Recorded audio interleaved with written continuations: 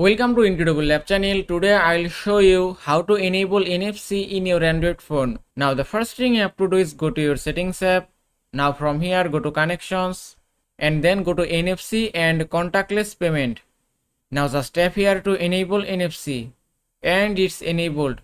Using NFC you can unlock doors, make payments or connect to other smart devices by holding the back of your device up to an NFC reader. Also, if you go to contactless payment, from here using NFC you can make contactless payments. Now if you go to home screen and then swipe from top to bottom.